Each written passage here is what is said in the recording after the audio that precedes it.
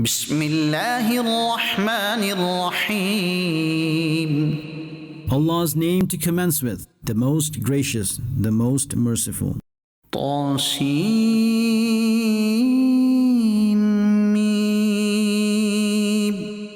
تلك آيات الكتاب المبين. These are the verses of the clear book.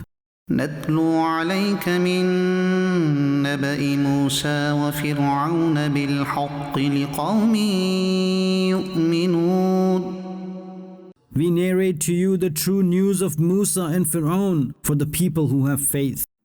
إن فرعون علا في الأرض وجعل أهلها شيعا يستضعف طائفة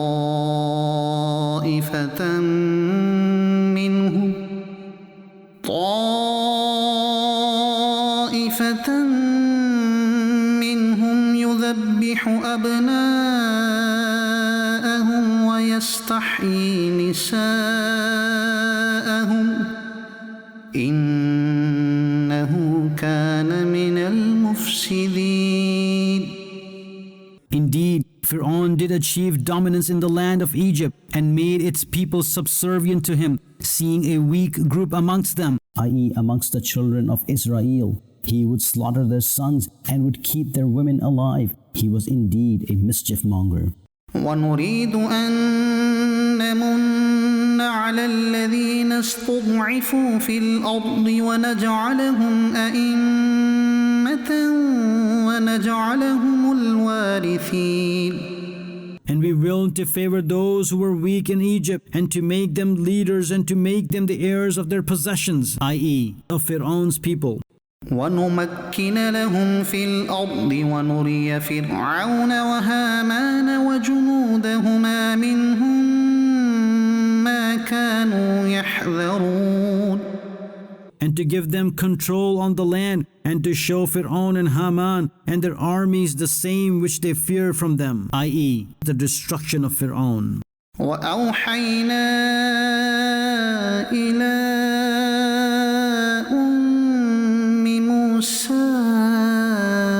أن أرضعيه فإذا خفت عليه فألقيه في اليم ولا تخافي ولا تحزني إنا رادوه إليك وجاعلوه من المرسلين.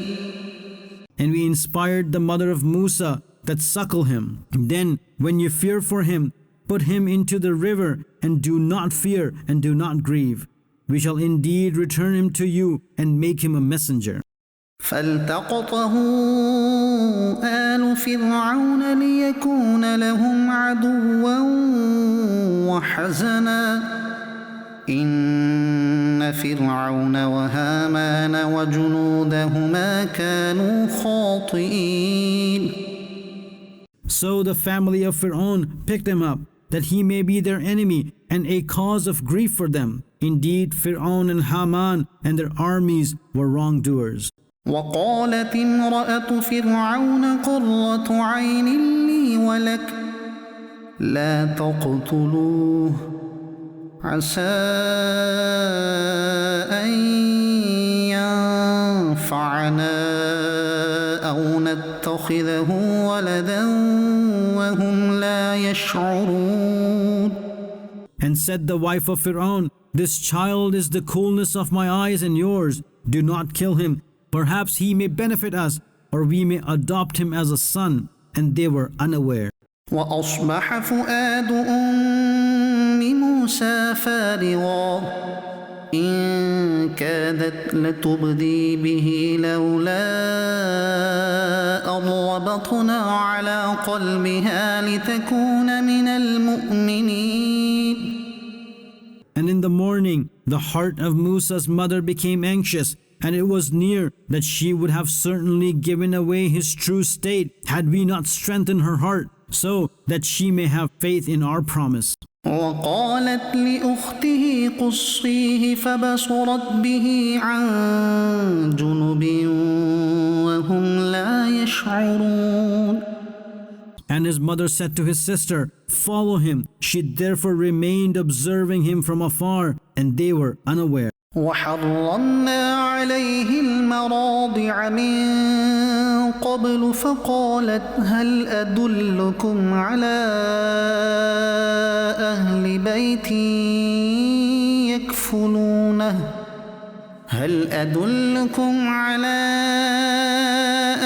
بيت يكفلونه لكم وهم له ناصحون. And we had already forbidden all foster mothers for him. So she said, "Shall I inform you of such a family that will nurse this child of yours, and they are his well-wishers?" فرددناه إلى أمه كي تقر عينها ولا تحزن ولتعلم أن وعد الله حق ولكن أكثرهم لا يعلمون. So we returned him to his mother in order to cool her eyes, and for her not to grieve, and for her to know that Allah's promise is true, but most people know not. ولما بلغ أشده واستوى آتيناه حكما وعلما وكذلك نجزي المحسنين.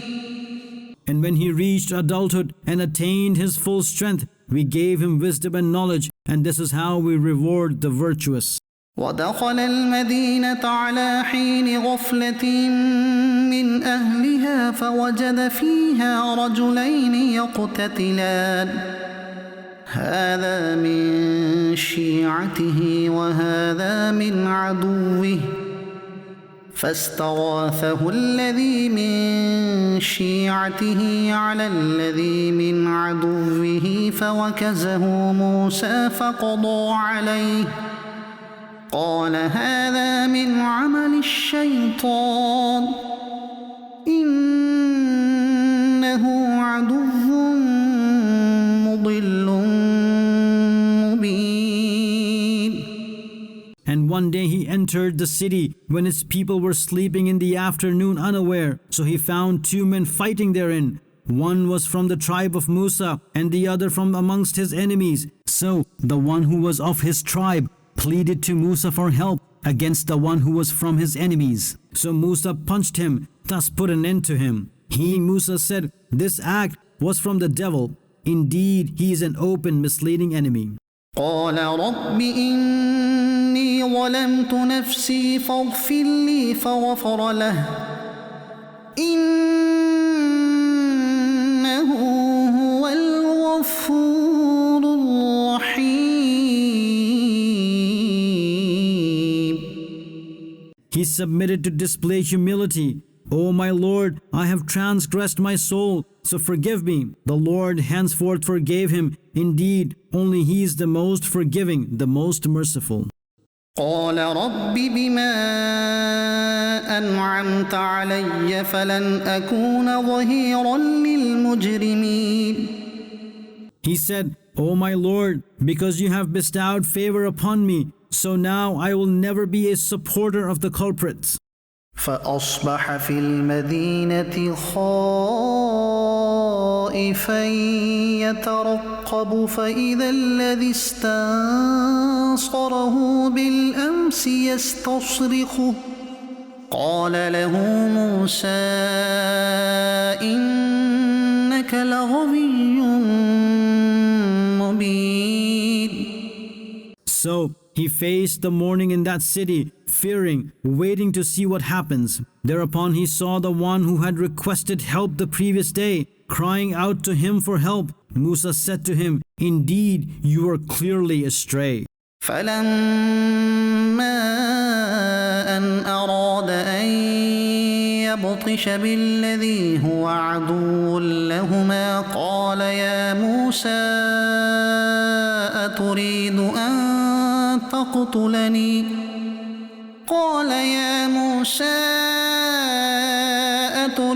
أن تقتلني كما قتلت نفسا بالأمس إن تريد إلا أن تكون جبارا في الأرض وما تريد أن تكون من المصلحين. So when Musa wished to apprehend the one, i.e. the Qibti, who was an enemy to both of them, i.e. Musa and an Israeli, Israeli said, O Musa, do you wish to kill me the way you killed a man the previous day? You desire only to become violent in the land and desire not to cause reform. وجاء رجل من أقصى المدينة يسعى قال يا موسى إن الملأ يأتمرون بك ليقتلوك فاخرج إني لك من الناصحين. And a man came running from the further end of the city. He said, O Musa, verily the court members are consulting, i.e. plotting with each other to kill you. So get away. I am your well-wisher. فخرج منها خائفا يترقب قال رب نجني من القوم الظالمين. So he got out of the city in fear, waiting to see what transpires. He submitted, O my Lord, rescue me from the unjust people. ولما توجه تلقاء مدين قال عسى ربي أن يهديني سواء السبيل. And when he turned his attention towards Madian, he said, It is close that my Lord will show me the straight path. ولما ورد ماء مدين وجد عليه أمة من الناس يسقون ووجد من دونهم امرأتين تذودان قال ما خطبكما قالتا لا نسقي حتى يصدر الرعاء وأبونا شيخ كبير. And when he came to the water well of Madian, he saw a group of people watering their animals, and away from them he saw two women over there restraining their animals. Musa asked, What is the matter with you two? They said, We do not water until all the shepherds, after giving water, take back their animals, and our father is very old. فسقى لهما ثم تولى إلى الظل فقال رب إني لما أنزلت إلي من خير فقير. So Musa watered their animals for them, and then turned towards the shade and submitted, O my Lord, I am in need of that food which you may send down for me. فجاءته إحداهما تمشي على استحياء قالت إن أبي يدعوك ليجزيك أجر ما سقيت لنا. فلما جاءه وقص عليه القصص قال لا تخف نجوت من القوم الظالمين. So one of the two females approached him, walking modestly. She said, My father is calling you in order to compensate you for watering our animals. When Musa came to him and had told him all of the stories, he said, Do not fear, you have been saved from the oppressors. قالت إحداهما يا أبت استأجره إن خير من استأجرت القوي الأمين. One of the two females said, O my father, employ him. Indeed, a better employee is he who is strong and trustworthy. قال إني أريد أن أنكحك إحدى ابنتي هاتين على أن تأجرني 8 حجج فإن أتممت 10 فمن عندك وما أريد أن أشق عليك ستجدني إن شاء الله من الصالحين. He said, I wish to give you one of these 2 daughters of mine in marriage with this dowry, that you work for me for 8 years. If you then complete 10 full years, it will therefore be from your side. And I do not wish to put you into hardship. It is close, Allah willing, you will find me amongst the righteous. قال ذلك بيني وبينك أيما الأجلين قضيت فلا عدوان علي والله على ما نقول وكيل. Said Musa, this has been agreed between me and you. There shall be no claim upon me if I fulfill any of these 2 terms, and Allah is witness upon this agreement of ours. فلما قضى موسى الأجل وسار بأهله آنس من جانب الطور نارا قال لأهلهم كثوا إني آنست نارا لعلي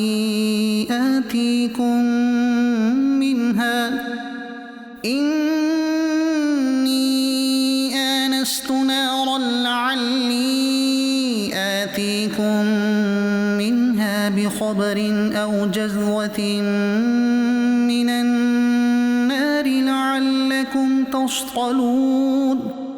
So when Musa completed his term and traveled with his wife, he saw a fire in the direction of Tur Sinai. He said to his wife, "Stay here. I have seen a fire in the direction of Tur. Perhaps I bring some news from there, or bring a spark of fire for you so that you may warm yourself."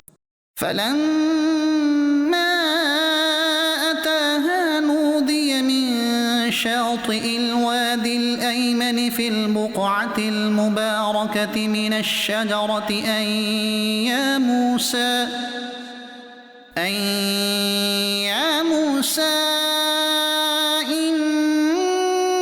إني أنا الله رب العالمين. Then when he came closer to the fire, a call was made from the right side of the valley in the blessed ground from the tree, that, "O Musa, indeed I am really Allah, the Lord of all the worlds." وأن ألق عصاك فلما رآها تهتز كأنها جان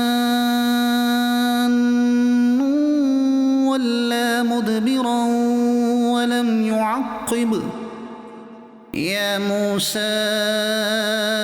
أقبل ولا تخف إنك من الآمنين.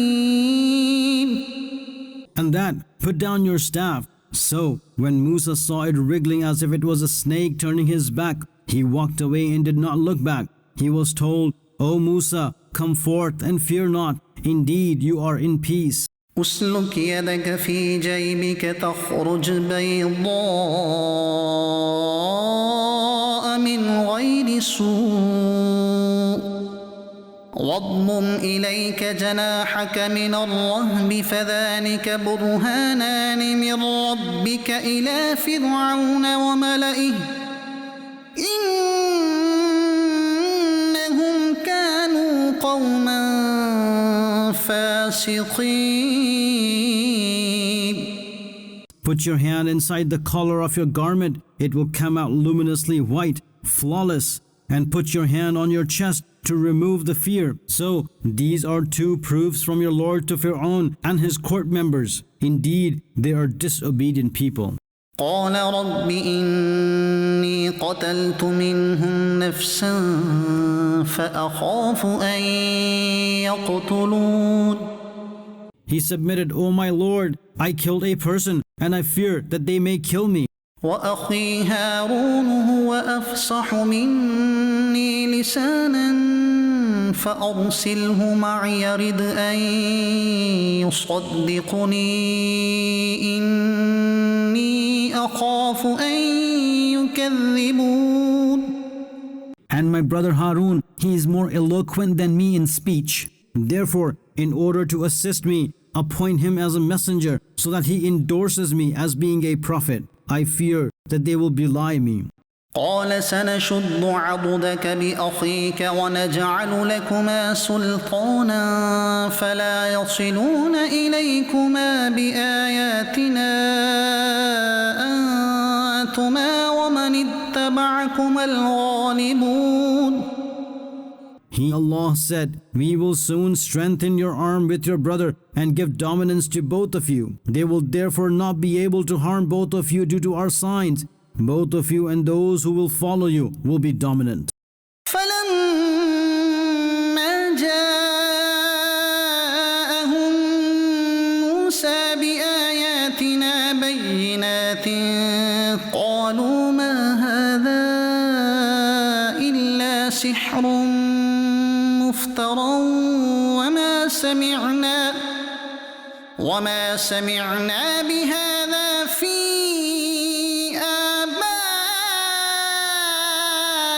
آبائنا الأولين. Then when Musa came to them with our clear signs, they said, this is nothing but invented magic, and we never heard anything like this amongst our former forefathers. وقال موسى ربي أعلم بمن جاء بالهدى من عنده ومن تكون له عاقبة الدار إنه لا يفلح الظالمون.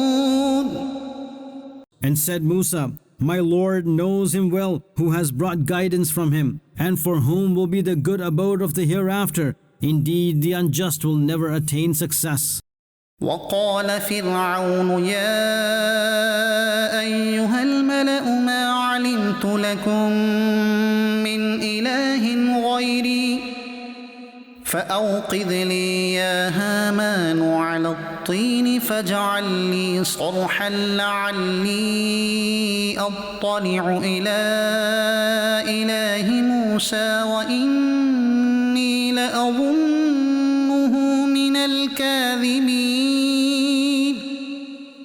And Pharaoh said, O court members, I do not know of any other God for you except myself. Therefore, O Haman, after baking the clay bricks, build a tall palace for me, that perhaps I may climb on it and take a glimpse of the God of Musa. And according to my perception, he, Musa, is indeed a liar. واستكبر هو وجنوده في الأرض بغير الحق وظنوا أنهم إلينا لا يرجعون. And he, i.e., Pharaoh and his soldiers wrongfully sought unjust prominence in the land and assumed that they are not to return to us. فأخذناه وجنوده فنبذناهم في اليم فانظر كيف كان عاقبة الظالمين. We henceforth, having seized him and his army, threw them into the river. So, see how was the outcome of the oppressors. وجعلناهم أئمة يدعون إلى النار ويوم القيامة لا ينصرون.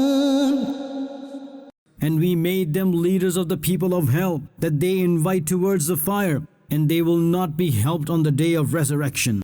وأتبعناهم في هذه الدنيا لعنة ويوم القيامة هم من المقبوحين.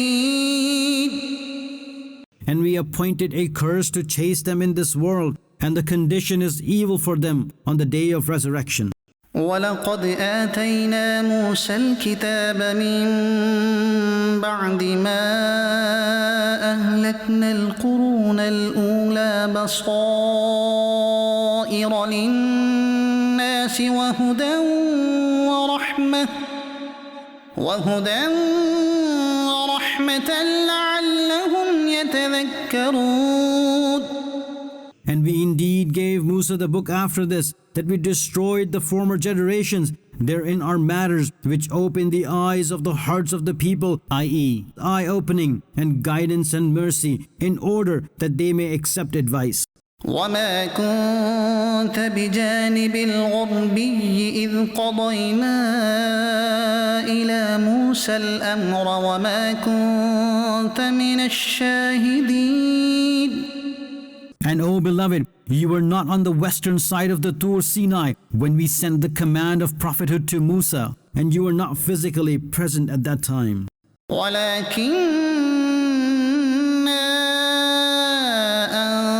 أنشأنا قرونا فتطاول عليهم العمر وما كنت ثاويا في أهل مدين تتلو عليهم آياتنا ولكننا كنا مرسلين.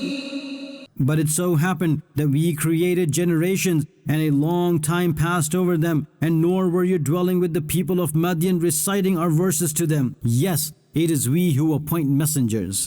وما كنت بجانب الطور إذ نادينا ولكن رحمة من ربك لتنذر قوما ما أتاهم من نذير من قبلك لتنذر قوما ما أتاهم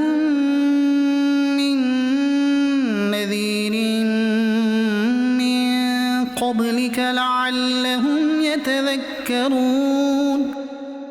And nor were you beside the Tur Sinai when we called out to Musa to give the book.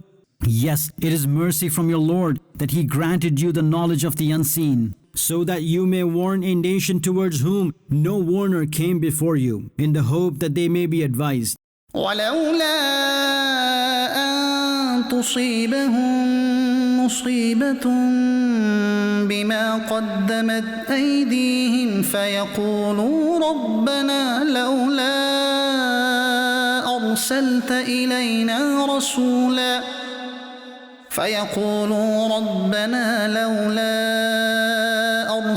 إلينا رسولا فنتبع آياتك ونكون من المؤمنين.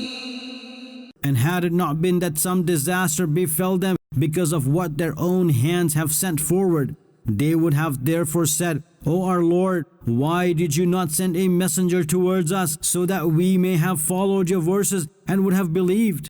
فلما جاءهم الحق من عندنا قالوا لولا أوتي مثل ما أوتي موسى أولم يكفروا بما أوتي موسى من قبل قالوا سحران تظاهرا وقالوا إنا بكل كافرون.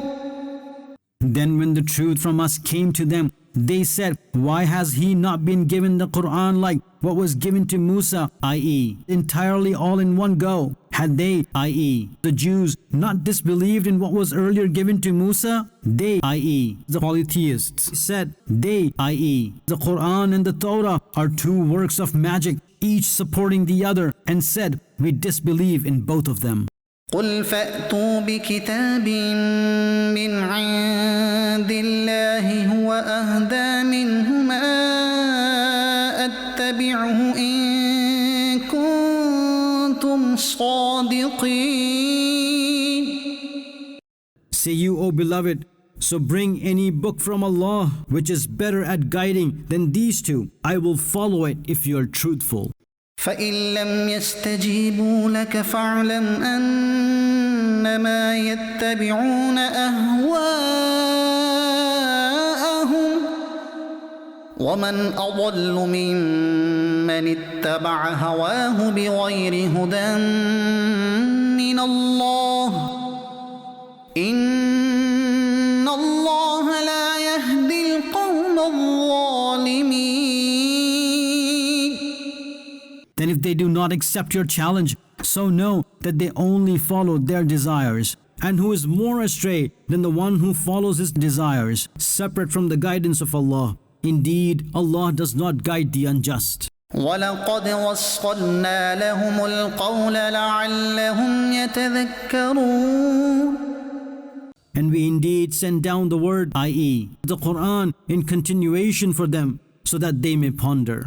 الَّذِينَ آتَيْنَاهُمُ الْكِتَابَ مِنْ قَبْلِهِ هُمْ بِهِ يُؤْمِنُونَ. Those to whom we gave the book before it, they believe in it. وَإِذَا يُتْلَى عَلَيْهِمْ قَالُوا آمَنَّا بِهِ إِنَّهُ الْحَقُّ مِنْ رَبِّنَا إِنَّا كُنَّا مِنْ قَبْلِهِ مُسْلِمِينَ. And when these verses are recited to them, they say, we believe in it. Indeed, only this is the truth from our Lord, and we had already submitted. أولئك يؤتون أجرهم مرتين بما صبروا ويدرؤون بالحسنة السيئة ومما رزقناهم ينفقون. They will be given their reward double, the recompense of their patience, and they avert evil with good and spend some of what we have provided them in our path. وَإِذَا سَمِعُوا اللَّغْوَ أَعْرَضُوا عَنْهُ وَقَالُوا لَنَا أَعْمَالُنَا وَلَكُمْ أَعْمَالُكُمْ سَلَامٌ عَلَيْكُمْ لَا نَبْتَغِي الْجَاهِلِينَ. And when they hear obscene talk, they turn away and say, for us are our deeds, and for you are your deeds. Enough, peace be upon you. We are not interested in the ignorant. إنك لا تهدي من أحببت ولكن الله يهدي من يشاء وهو أعلم بالمهتدين. Indeed, it is not that you guide on your own accord whosoever you desire. Yes, Allah guides whomever He wills, and He knows well the people of guidance. وقالوا إن نتبع الهدى معك نتخطف من أرضنا أولم نمكن لهم حرما آمنا يجبى إليه ثمرات كل شيء رزقا من لدنا ولكن أكثرهم لا يعلمون. And they say, if we follow the guidance along with you, people would therefore snatch us away from our land. Did we not give them a place in a safe, sacred land towards which are brought fruits of all kinds as sustenance from us? But most of them know not. وكم أهلكنا من قرية بطرت معيشتها فتلك مساكنهم لم تسكن من بعدهم إلا قليلا وكنا نحن الوارثين.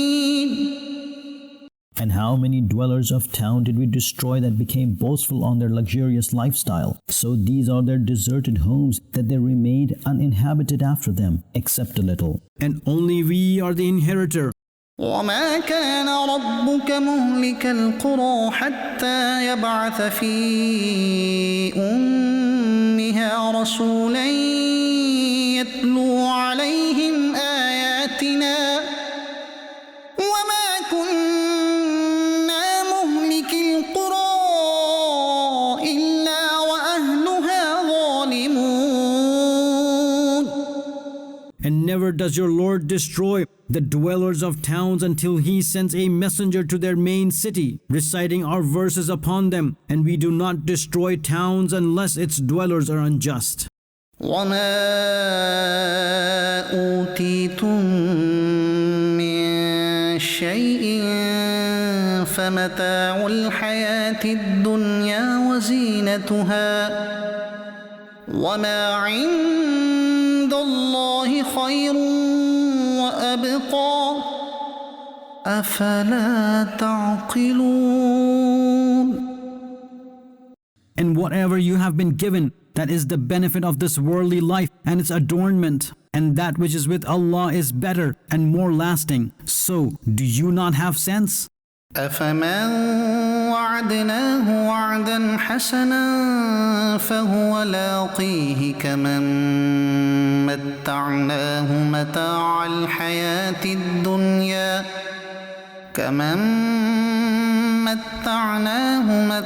الحياة الدنيا ثم هو يوم القيامة من المحضرين. So, is he whom we have given a good promise? He will therefore get it, i.e., the promise similar to such person whom we gave the benefit of the life of this world to enjoy, and he will then be brought as captive on the day of resurrection. ويوم يناديهم فيقول أين شركائي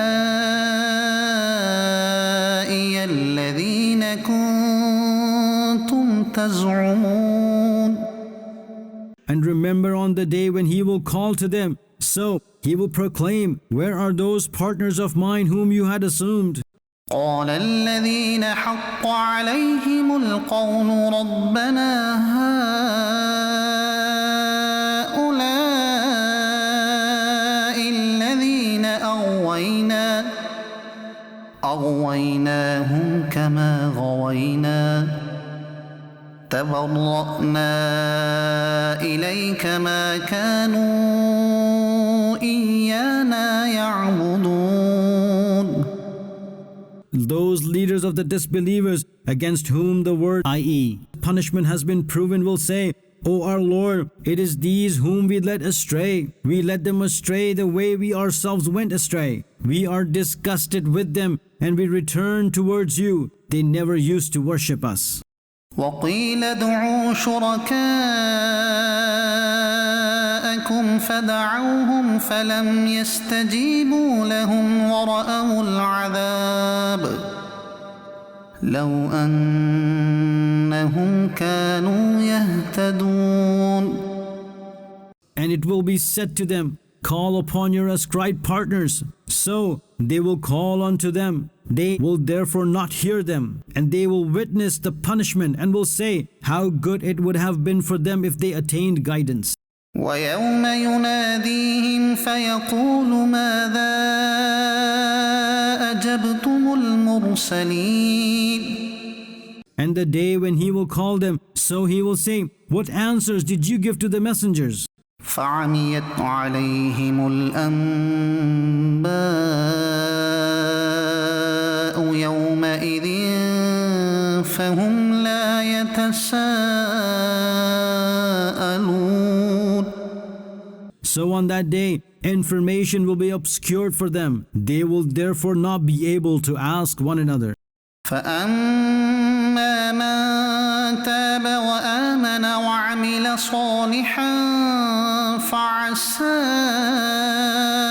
أن يكون من المفلحين. So, whosoever repented and believed and did good deeds, it is near that he may be successful. وربك يخلق ما يشاء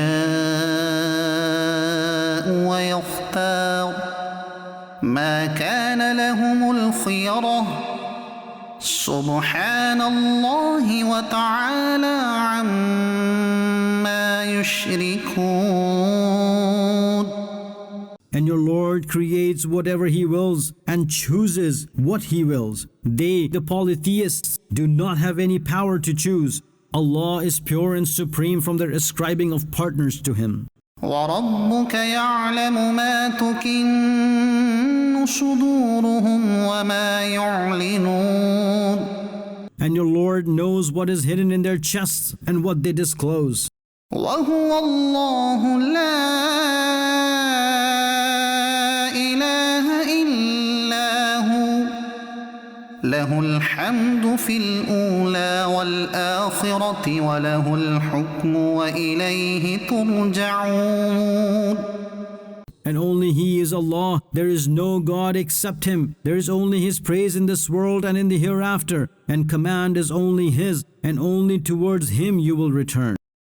قل أرأيتم إن جعل الله عليكم الليل سرمدا إلى يوم القيامة من إله غير الله يأتيكم بضياء أفلا تسمعون. Say you, O beloved, do you see, if Allah makes the night to continue over you till the day of resurrection, so which God other than Allah is there who could bring you light? So do you not listen? قل أرأيتم إن جعل الله عليكم النهار سرمدا إلى يوم القيامة من إله غير الله يأتيكم بليل تسكنون فيه أفلا تبصرون.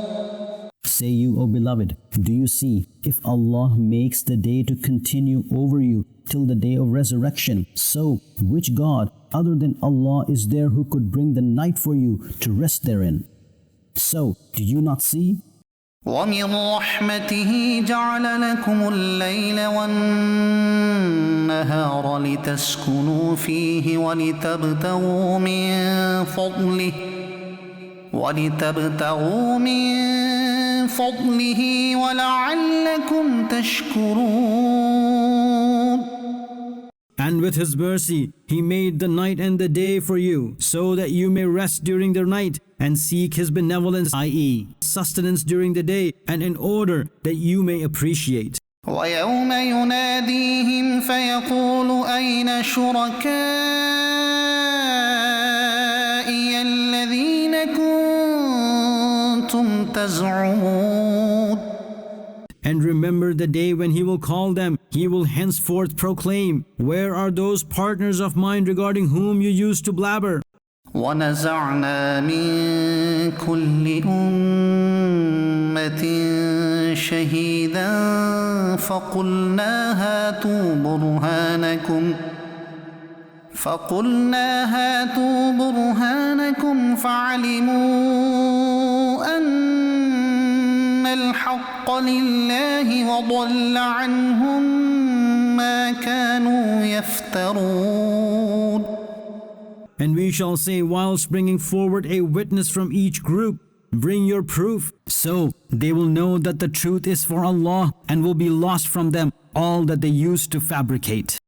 إن قارون كان من قوم موسى فبغى عليهم وآتيناه من الكنوز ما إن مفاتحه لتنوء بالعصبة أولي القوة إذ قال له قومه لا تفرح إن الله لا يحب الفرحين.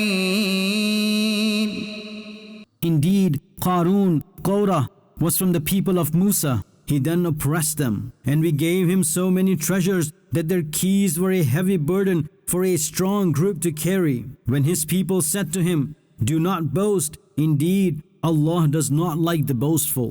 وابتغ فيما آتاك الله الدار الآخرة ولا تنس نصيبك من الدنيا وأحسن كما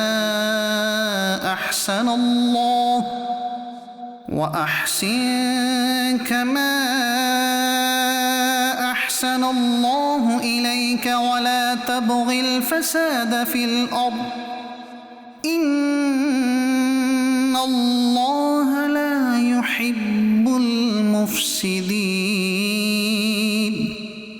And seek the abode of the hereafter with the wealth that Allah has given you. And do not forget your part in this world, and do favors to others the way Allah has favored you. And do not seek to cause turmoil in the earth. Indeed, Allah does not love the mischief makers.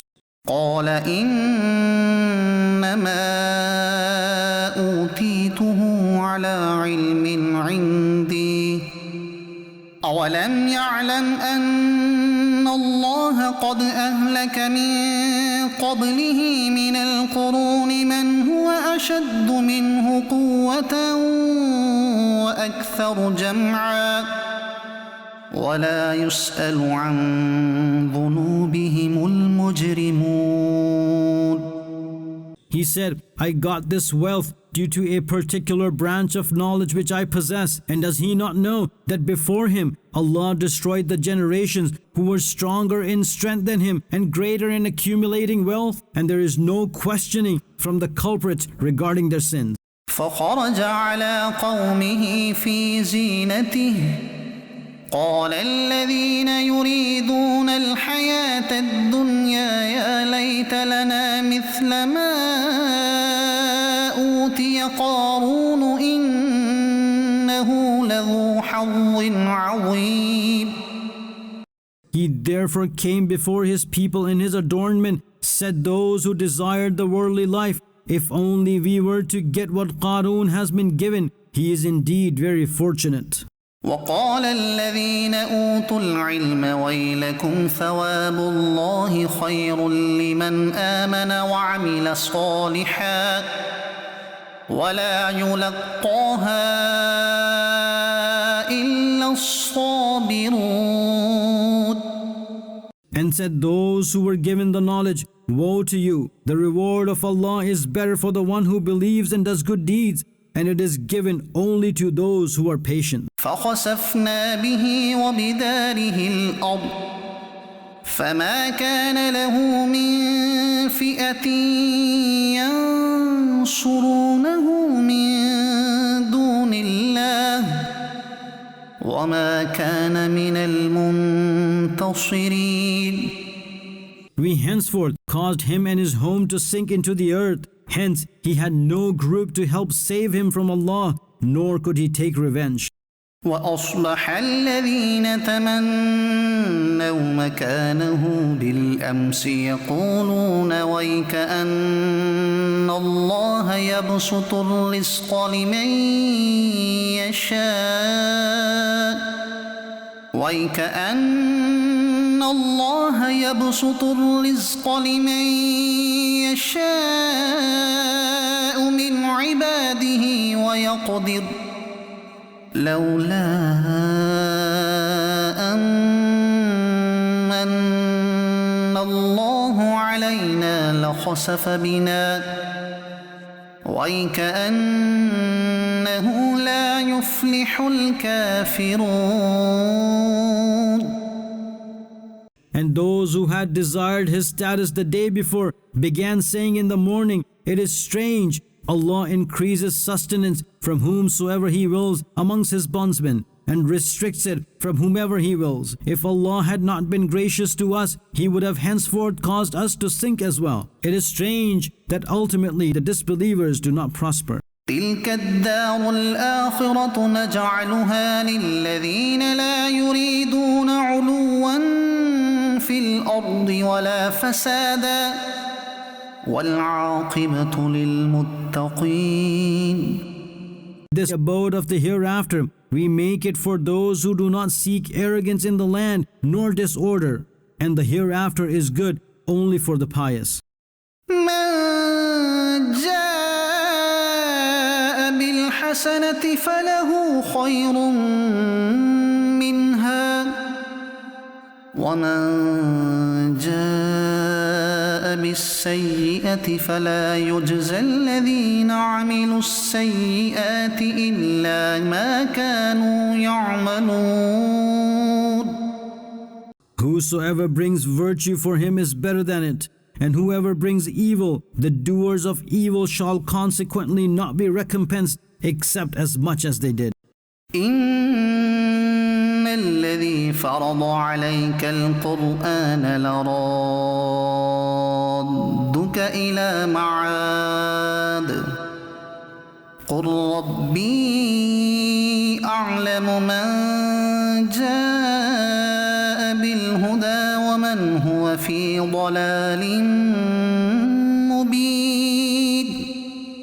Indeed, He who has made acting upon the Quran binding upon you will definitely bring you back to where you desire to return. Say you, O beloved, my Lord knows him well who brought guidance and he who is in open misguidance.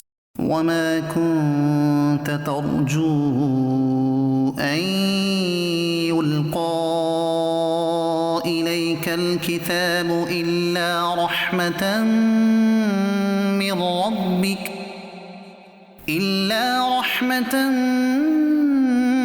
من ربك فلا تكونن ظهيرا للكافرين. And you had no hope that the book be sent upon you, except with the mercy of your Lord. So never support the disbelievers. ولا يصدنك عن آيات الله بعد إذ أنزلت إليك وادع إلى ربك ولا تكونن من المشركين. And let them never prevent you, O Muslims, from the verses of Allah after they have been sent down upon you. And call people towards your Lord, and never be amongst those who ascribe partners to Him. ولا تدع مع الله إلها آخر لا إله إلا هو كل شيء هالك إلا وجهه له الحكم وإليه ترجعون.